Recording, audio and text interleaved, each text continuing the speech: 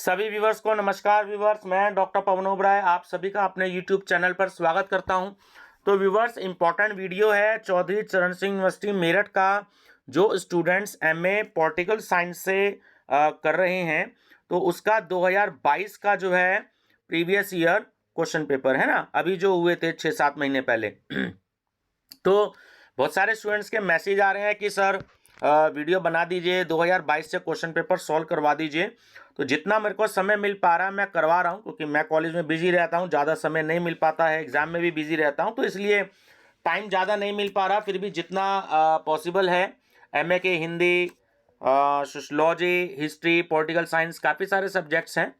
तो आप सभी स्टूडेंट्स के लिए जितना मैं कोशिश कर सकता हूँ उतना कर रहा हूँ। तो आप सभी स्टूडेंट्स चैनल सब्सक्राइब करके study with doctor Pawan Oberoi playlist visit करिएगा। MA second year private solved paper political science, वहाँ पर आपको 2021 के भी कुछ क्वेश्चन पेपर मिलेंगे। 2022 का ये पहला क्वेश्चन पेपर मैं आज सॉल्व करवा रहा हूँ 24 फरवरी 2023 को। तो जैसे समय मिलता है, 7 क्वेश्चन पेपर हैं, 8 क्वेश्चन पेपर हैं, 9 है शायद ये, तो मैं उसको करवा दूंगा। ठीक है, जरूरी नहीं है कि मैं सारे करवा पाऊँ, 3-4 इससे करवा दूंगा। हाँ, पीडीएफ आप परचेज करना चाहें 70 रुपये में 2021 की है और 70 रुपये में 2022 की है। 140 रुपये में आपको दोनों ईयर्स की, यानी कि 7 + 7 14 आपको बुकलेट की पीडीएफ आपको सेंड कर दी जाएगी। आपको अपने सब्जेक्ट जो है मेरे डिस्क्रिप्शन बॉक्स में जो मोबाइल नंबर है 6396242878 पर, ठीक है, सेंड करना पड़ेगा। फ़ोन मत कीजिएगा, समय नहीं मिल पाता है। आप केवल मैसेज कीजिएगा, एक स्क्रीनशॉट शेयर कर दीजिएगा, जो आप पेमेंट भेजें आप मैसेज कर दीजिएगा, तो आपको वो पेपर दे दिए जाएंगे। इंग्लिश मीडियम वालों के लिए बहुत बढ़िया रहेगा, क्योंकि इंग्लिश में कुछ भी लिटरेचर जो है पढ़ने के लिए मार्केट में है नहीं। केवल हिंदी में एक आध पब्लिशर का जो है मॉडल पेपर आता है, उसमें भी 250 के आसपास एमसीक्यूज हैं ना, ज़्यादा नहीं है उसमें। तो चलिए डिस्कस कर लेते हैं। पी सीरीज है मेरे पास इंडियन एडमिनिस्ट्रेशन की और कोड है G470।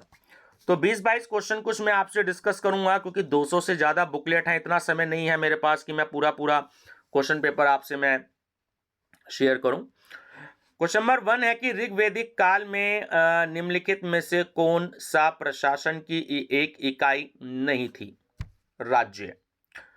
निम्नलिखित में से कौन सा प्राचीन भारत में एक प्रशासनिक या राजनीतिक निकाय नहीं था? संसद। निम्नलिखित में से कौन प्राचीन समय में ग्राम का मुखिया हुआ करता था? ग्रामणी। रामायण काल में शासन का प्रकार क्या था? राजतंत्र। व्यूअर्स, थोड़ा सा जल्दी बताऊंगा क्योंकि 10-12 मिनट में वीडियो खत्म करनी है, क्योंकि अगले सब्जेक्ट्स पर भी वीडियो बनानी है।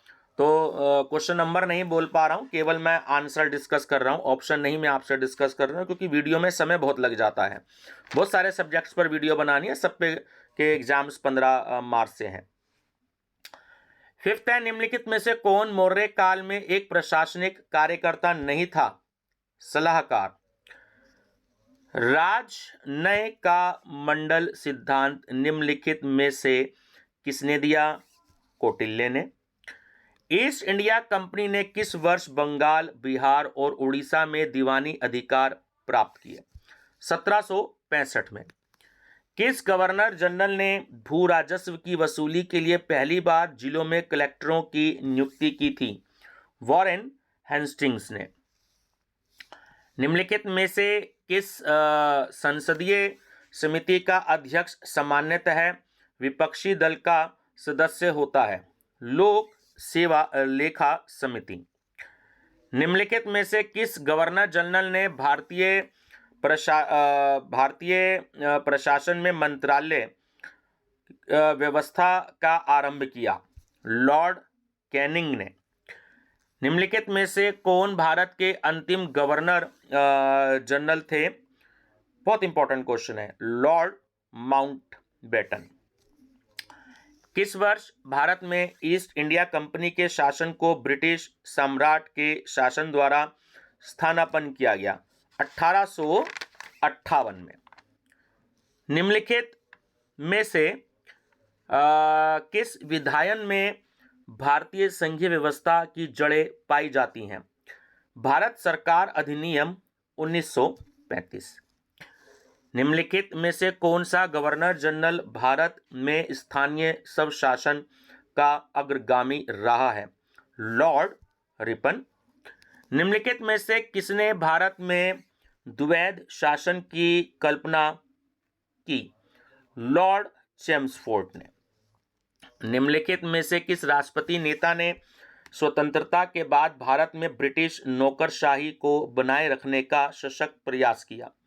सरदार पटेल। ये व्यूअर्स कुछ तो नॉर्मल क्वेश्चंस थे और ये मैं आपको एक आध जो है मैचिंग वाला भी क्वेश्चन बता देता हूँ। पेज नंबर 11 पर है। ऐसे भी क्वेश्चन जो हैं वो आते हैं, उसमें स्टूडेंट्स को बहुत ज़्यादा कन्फ्यूज़न हो जाती है।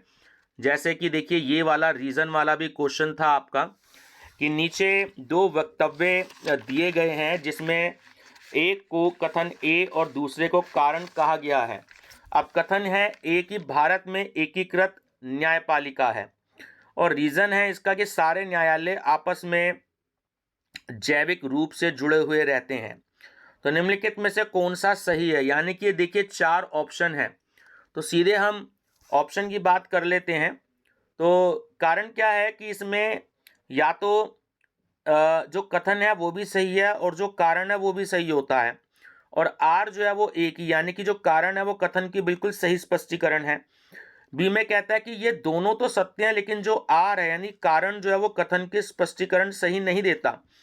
और सी कहता है कि ए सत्य है और आर असत्य है, और डी कहता है कि कथन असत्य है और जो कारण है वो सत्य है। तो यहाँ सीधा मैं आपको आंसर बताता हूँ, ऐसे क्वेश्चंस भी आ जाते हैं। ये आपका ए ऑप्शन सही है कि जो कथन है और कारण है वो दोनों सही हैं और जो कारण है वो कथन का सही स्पष्टीकरण है। ठीक है, तो ऐसा भी एक क्वेश्चन आया हुआ है।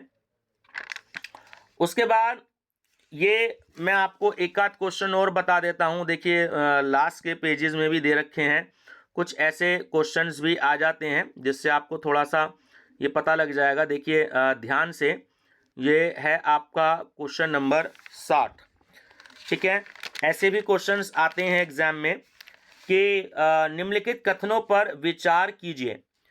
एक है कि भारतीय संविधान प्रशासन का राजनीतिक परिवेश तय करता है।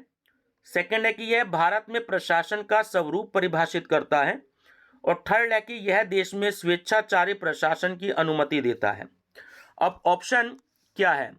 ऑप्शन देखिए ये है कि आपको ये बताना है कि ऊपर दिए गए वक्तव्यों में से जो स्टेटमेंट है उसमें से कौन सा कोई एक कथन सही है या दो कथन सही है। तो देखिए इसमें सीधा मैं आंसर पर जाता हूं। जो आपका आंसर है ना वो ए ऑप्शन करेक्ट है कि पहला और दूसरा जो कथन है वो बिल्कुल सही है। मैं एक बार फिर से आपको जो है पहला और दूसरा कथन जो है वो मैं बता देता हूं कि क्या था। तो हिंदी इंग्लिश मीडियम दोनों स्टूडेंट्स देखिए अपना देखते रहिएगा। जो था आपका पहला कि संविधान भारतीय प्रशासन का राजनीतिक परिवेश तय करता है, और सेकंड है कि यह भारत में प्रशासन का स्वरूप निर्धारित करता है, परिभाषित करता है। तो जो दोनों स्टेटमेंट हैं ये बिल्कुल आपके सही हैं। ठीक है, तो ऐसे क्वेश्चन भी आपको जो है आ जाते हैं। एक आध क्वेश्चन मैं और बता देता हूं, इसमें देखिए आया हुआ है। जैसे ये है कि निम्नलिखित कथन पर विचार कीजिए। क्वेश्चन नंबर 62 है कि भारत में उत्तर औपनिवेशिक भारतीय प्रशासन में कई ब्रिटिश विशेषताएं हैं, और सेकंड है कि समानज्ञ विशेषज्ञ विवाद का उद्भव अमेरिका में हुआ है। तीसरा है कि भारतीय प्रशासन का स्वरूप समानज्ञ है। ठीक है, अब इसमें से आपको बताना है कि ऊपर दिए गए कथनों में से कौन सा सही है। तो ऑप्शन नंबर बी आपका सही है, यानी कि फर्स्ट और थर्ड स्टेटमेंट। भारत में उत्तर औपनिवेशिक भारतीय प्रशासन में कई ब्रिटिश विशेषताएं हैं, और थर्ड है कि भारतीय प्रशासन का स्वरूप समानज्ञ है। ठीक है व्यूवर्स, तो ऐसे मतलब कई तरीके के क्वेश्चन हो गए, मैचिंग वाले भी हो गए, नॉर्मल क्वेश्चन भी हो गए, ईयर वाले भी हो गए जिसमें सन पूछेगा आपसे, और स्टेटमेंट वाले भी हो गए हैं। तो इस टाइप का क्वेश्चन पेपर आता है। तो अगर आप निश्चित रूप से ये पीडीएफ लेते हैं तो आपको कम से कम 40-45 क्वेश्चन 100 में से मिलने की उम्मीद है।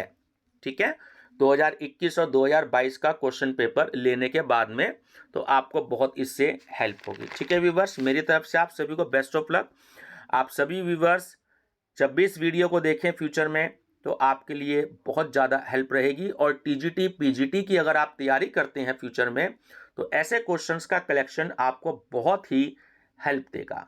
तो चैनल पे बने रहिएगा study with doctor Pawan Oberoi पर। Thank you.